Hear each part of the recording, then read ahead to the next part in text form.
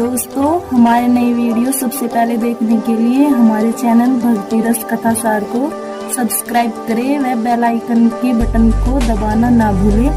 Video अच्छी लगे तो शेयर व लाइक जरूर करें।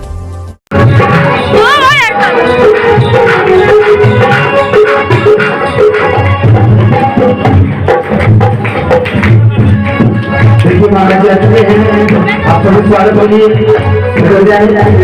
श्री जय जी महाराज की जय, सफेद दरबार की जय।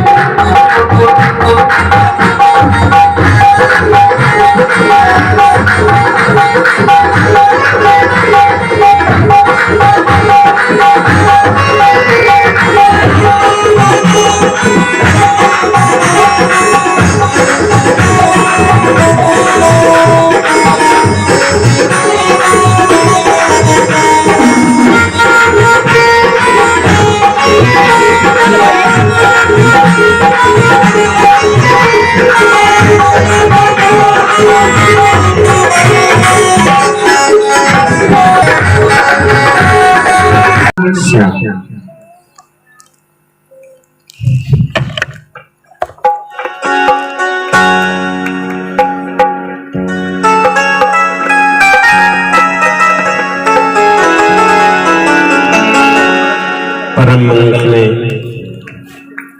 परात्पर अखिलेश्वर अकारण करुणालय वरुणालय भक्त वांछित कल्प तरु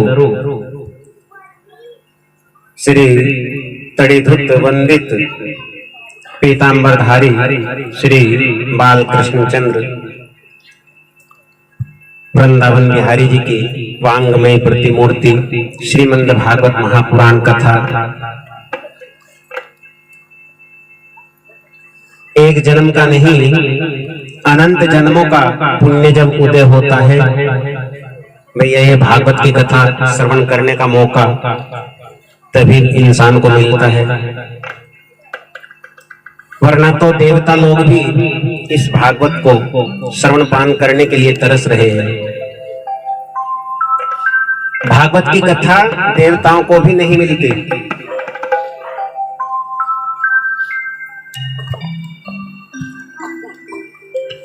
और भागवत की कथा कभी मनोरंजन की दृष्टि से नहीं सुननी चाहिए। चलो थोड़ा बहुता मनोरंजन हो गया, जो इस दृष्टि से कथा को सुनते हैं भैया वो बहुत बड़ा पाप करते हैं, बहुत बड़ा भागवत जी का अपराध करते हैं। हिंदू वैदिक वाङ्मय का सर्वोत्तम ग्रंथ श्रीमद् भागवत है।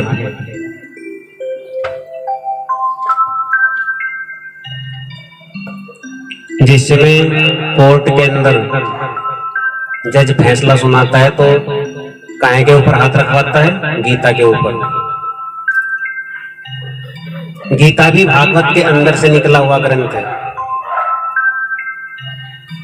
तो सबसे बड़ा हिंदुओं का जो ग्रंथ है वो है श्रीमद् भागवत। और भैया इस भागवत को सुनने की पद्धति क्या है, भागवत को श्रवण पान करने के नियम क्या है, इसको क्यों सुनना चाहिए, इस बात का जिसमें विशुद्ध विवेचन हो जाए भैया वही भागवत का महात्म्य है। आज कथा का प्रथम दिवस श्रीमद् भागवत कथा के महात्म्य को आप लोगों को बताएंगे। किसी प्रकार की कोई भी कमी नहीं छोड़ेंगे, विधि विधान के साथ भागवत किस प्रकार से की जाती है, किस प्रकार से सुनना चाहिए, सुनने के नियम क्या क्या हैं और क्यों सुननी चाहिए, वो सारी बातें बताएंगे आपको।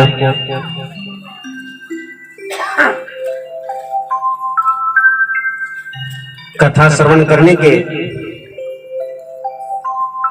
सबसे पहला जो विघ्न आता है वो कौन सा है, निंद्रा देवी। कथा श्रवण होते हुए निंद्रा देवी सबसे पहले आकर के मनुष्य को घेर लेती है। अब देखिए यहाँ पर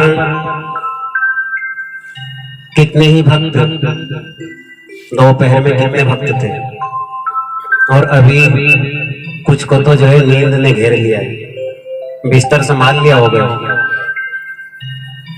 और फिर दूसरी बात भैया, कईयों के मन में तो शंका है, कई लोगों के मन में क्या शंका है कि भाई कोई अकेला ही अनिल कुमार अकेला करा रहा होगा, भाई अनिल कुमार के घेर में हो रही है। अभी कलश यात्रा करते समय जो ढोल लेकर के आया बेचारा ढोलिया,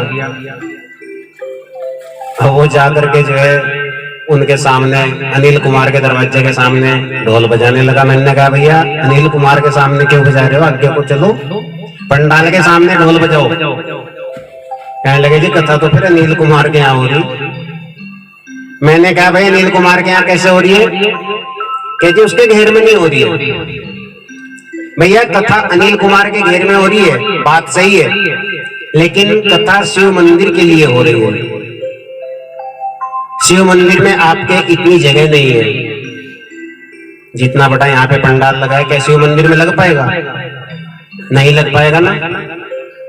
तो शिव मंदिर में थोड़ी जगह है, इसलिए घेर चौपाल बड़ी जगह देखनी पड़ती है। अब कथा को एक दूसरी बात, सर्दी भी बहुत हो रही है। सर्दी में जिसने भैया रजाई को पकड़ लिया, वो रजाई में से एक बार पकड़ने के बाद दोबारा नहीं निकलता। लेकिन मजेदार बात यह है कि आप कितनी उम्र हो गई आप लोगों की, आपकी इतनी उम्र हो जाने के बाद आपको आपके गांव में शायद पहली बार मौका मिला है। अब देखो आगे जीवन में ऐसा मौका मिले या ना मिले, भागवत की कथा को सुनने का मौका बार बार नहीं मिलता। अब जब तक किसी चीज का किसी को लाभ का लोभ ना हो, तब तक इंसान उस कार्य को नहीं करता।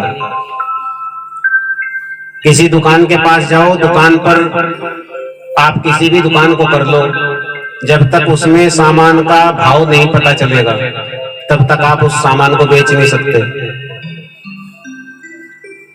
कथा की भी वही बात है, जब तक कथा के महात्म्य में अर्थात कथा के बारे में ये नहीं पता चलेगा कि कथा है क्या, कथा को सुनने से लाभ क्या है, इसको कैसे सुनना चाहिए, जब तक आपको ये पता नहीं चलेगा तब तक आप इसको सुनने का आनंद नहीं ले पाएंगे। अब लाभ का लोभ होना बहुत जरूरी है। अब इस बात को छोटे से रूप में वेद व्यास जी ने बड़े सुंदर रूप में कहा है, भागवत जी के प्रथम श्लोक में बताया है भागवत जी का महात्म्य। आइए आप भी मेरे साथ बोलेंगे इस श्लोक को।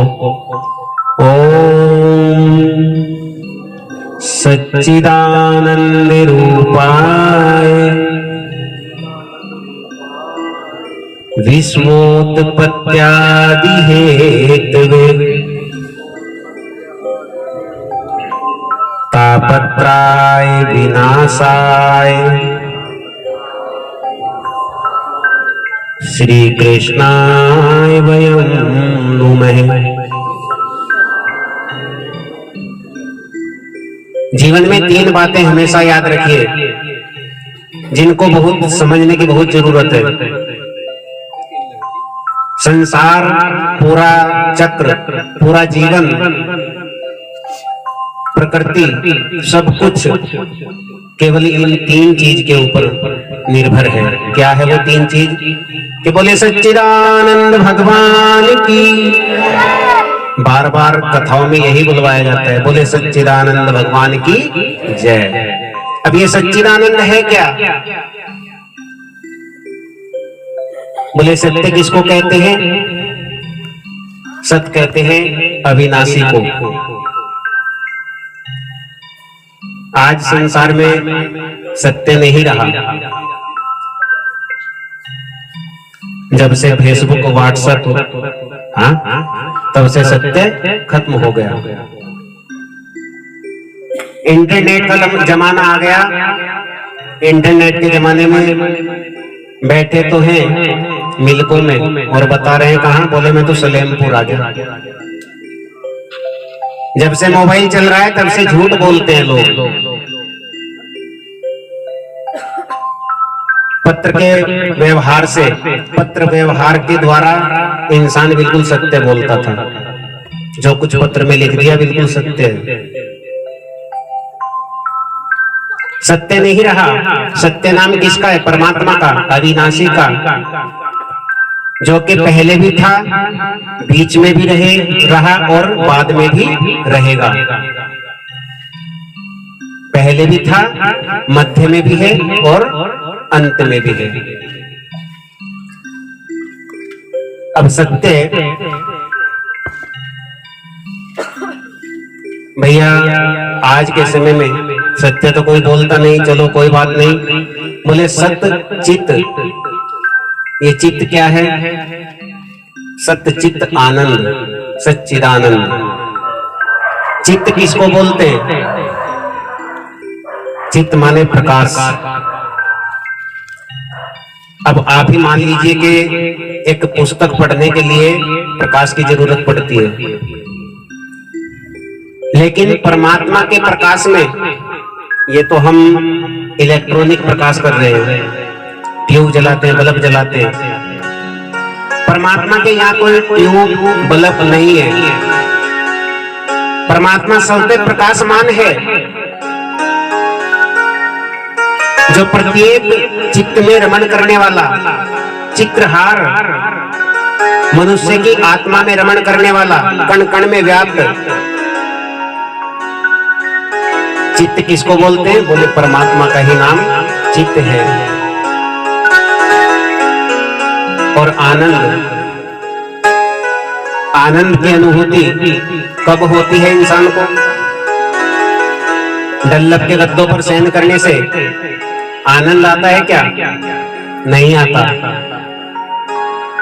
या एसी के कमरे में विश्राम करने से आनंद आता है? नहीं आता।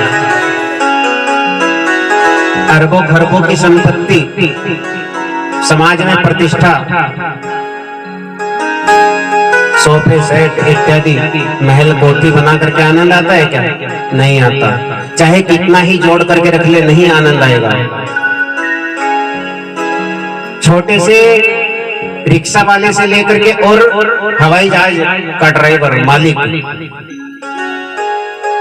छोटे से लेकर के प्रत्येक इंसान की यही बात है कि अपने से बड़े को, अपने से ऊपर वाले को देखता है। काश अपने से नीचे वाले को देख ले। अगर इंसान अपने से नीचे वाले को देख ले तो भैया आनंद जीवन में इतना आनंद आएगा, बहुत ज्यादा। सारी चीज का उल्टा है। हर प्रकार के हर पदार्थ का उल्टा है संसार में।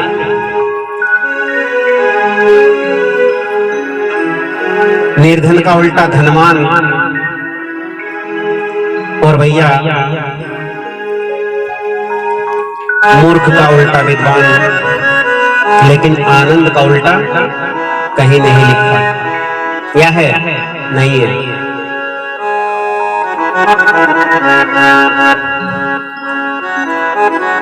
देहिक भौतिक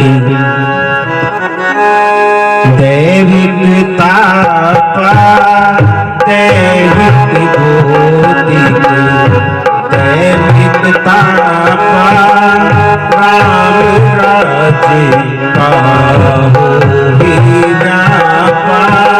श्री राम जय राम जय राम, श्री राम जय राम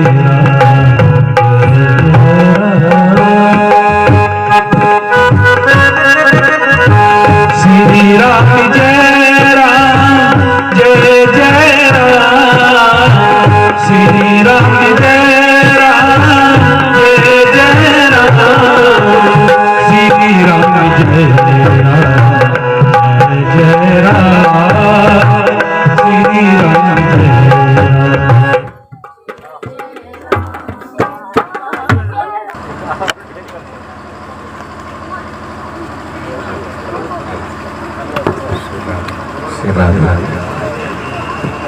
दैविक देहिक भौतिक तापा, ये 3 प्रकार के ताप बताए हैं। अब 3 प्रकार के ताप बोले, दैहिक ताप कौन सा है?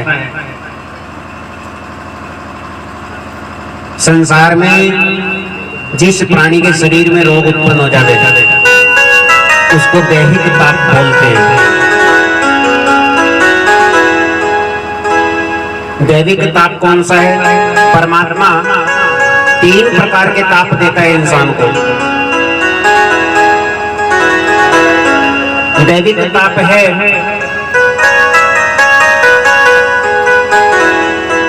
जिसको लोग बोलते हैं किया कराया। लोगों की आम भाषा में क्या है? बोले इसको तो ओपरा हो गया, किया कराया, तो दैविक ताप है। भौतिक ताप कौन सा है? बोले भौतिक ताप वो है, हमको कन्या का विवाह करना है, 1 रुपया घर में नहीं है, पड़ोसी ने अपनी कन्या का विवाह किया है, करोड़ों रुपया खर्च कर दिया। अब हम कन्या का विवाह करने के लिए क्या करेंगे? पड़ोसी की ईर्षा। बोले जैसे इसने किया उससे दुगना करना है। अब दुगना करने के लिए क्या करेंगे? कर्ज लेंगे। भौतिक ताप। लेकिन भैया तीनों प्रकार के दुख हरण कौन करता है? कि सच्चिदानंद रूपाय विश्वोत्पत्त्यादि हेतुवे, विश्व की उत्पत्ति, पालन और लय, तीनों कार्य कौन करता है? परमात्मा।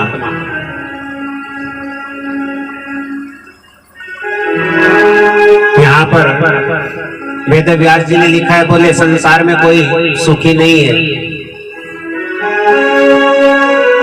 कि कोई तन दुखी कोई मन दुखी, कोई तन दुखी कोई मन दुखी, कोई धन बिन रहत उदास, और थोड़े थोड़े सब दुखी। सुखी कौन है? हाँ, सुखी केवल वही है जो 24 घंटे उठते बैठते खाते पीते नहाते धोते चलते फिरते भगवान का नाम लेता है, हरि का दास। एक भी व्यक्ति संसार में ऐसा नहीं है जिसके बारे में आप यह कह सके कि थोड़ा भी सुखी हो। जिसको भी पूछोगे बोले क्या हाल है, बोले बस पहिया रिड़क रहा है, ऐसे ही बोलेगा। कोई भी नहीं कहेगा कि मैं सुखी हूं। 5-5 हजार करोड़ रुपए का टर्न ओवर करके नोटों के ऊपर रात को सैन करते हैं। टाटा, बिरला, अंबानी वो भी सुखी नहीं है। जो भारत का राजा है वो भी सुखी नहीं है। जो इस संसार को चला रहा है, जिसको बोलते हैं भैया भारत का प्रधानमंत्री तो मोदी है। अब देवताओं का प्रधानमंत्री कौन है? देवताओं के यहाँ भी कार्य बटे हुए हैं। इंद्र देवता भी स्वर्ग का राजा होने के बाद भी सुखी नहीं है।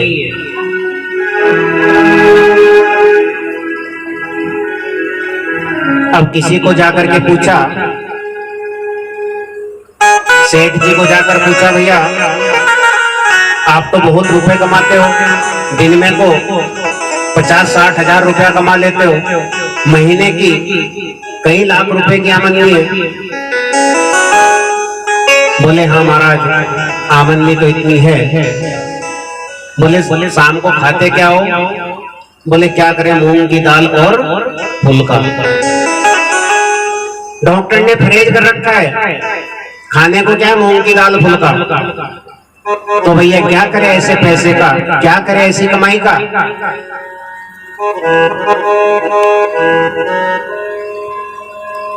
कि कबीरा सब जगे निर्धना, कबीरा सब जगे निर्धना, धनवंता नहीं कोई, धनवंता सोई जानी, राम नाम धन्य हो कबीरा, राम नाम धन्य हो, राम नाम धन्य हो कबीरा, राम नाम धन्य हो। धनी तो भैया वही है जो राम का नाम लेता है 24 घंटे। आज इंसान को 1 घंटे की भी फुर्सत नहीं है। सुबह शाम केवल फॉर्मेलिटी के लिए धूप बत्ती जगाते हैं।